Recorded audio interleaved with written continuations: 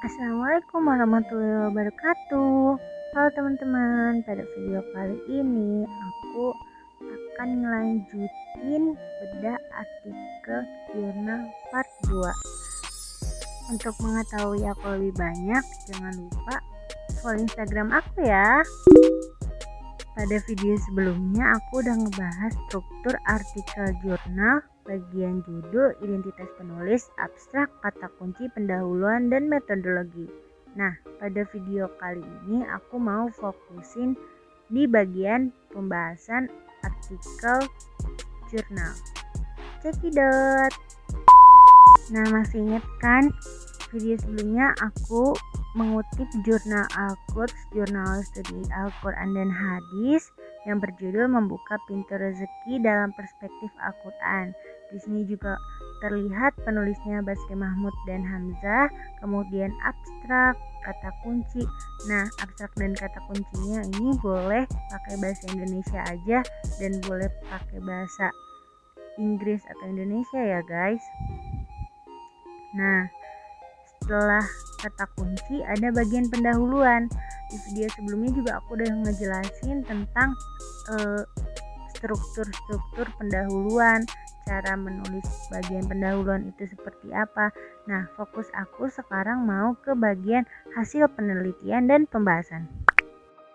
Hasil penelitian dan pembahasan juga disebut result and discussion. Nah, bagian ini merupakan bagian paling penting yang harus ada dalam artikel ilmiah. Kenapa? Karena pada bagian ini kita dapat mengetahui bagaimana kemampuan dan kualitas seorang peneliti dalam menganalisa data-data penelitian yang diperoleh sebelum diolah menjadi sebuah kesimpulan. Sebelum dilakukan analisa hasil penelitian, datanya diperoleh secara mentah dan menggunakan teknik observasi, wawancara, angket yang harus menyederhanakan data tersebut. Kemudian data tersebut ditampilkan bisa aja dalam bentuk grafik, gambar, tabel, serta dilengkapi dengan analisa data berupa uraian teks supaya mudah dimengerti. Grafik ini digunakan untuk menjelaskan data yang cukup banyak dan agak rumit, sedangkan penggunaan tabel biasanya untuk data yang sedikit dan sederhana. Nah, untuk jenis penelitian tinjauan pustaka atau studi literatur, maka peneliti harus dapat menganalisa data secara objektif, sistematis, komprehensif, dan faktual. Walaupun enggak menggunakan rumus matematika atau statistik, namun tetap dibutuhkan sebuah kemampuan untuk bisa mendapatkan hasil penelitian yang akurat. Peneliti juga dapat meminta bantuan bisa kepada rekan atau kolega untuk menyusun hasil penelitian. Karena artikel yang aku kutip ini menggunakan metode kualitatif, maka hasil penelitiannya ini diawali dengan menelusuri dan memilah data yang berupa data primer dan data sekunder.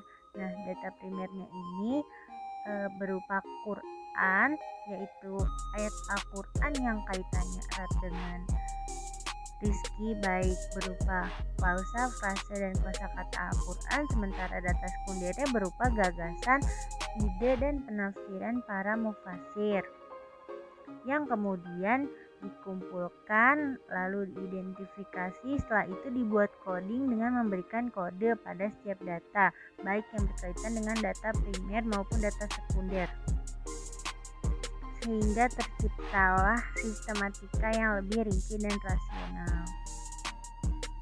Nah, kurang lebih hasil penelitian dan pembahasan dari artikel jurnal yang aku kutip ini menghasilkan pembahasan ada 3, yaitu pertama tentang pengertian rezeki dalam perspektif Al-Quran, yang kedua surah-surat yang berbicara tentang rezeki dalam Al-Quran, dan yang ketiga pintu-pintu rezeki perspektif Al-Quran.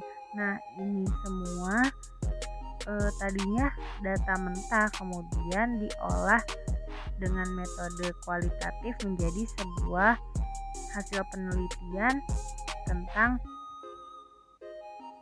rezeki dalam perspektif Al-Quran. pembahasan. Baik teman-teman, sekiranya itu aja yang bisa aku jelasin di video kedua ini tentang struktur artikel jurnal bagian pembahasan. Kurang lebihnya mohon maaf. Jangan lupa dukung terus channel ini dengan like, comment, and subscribe.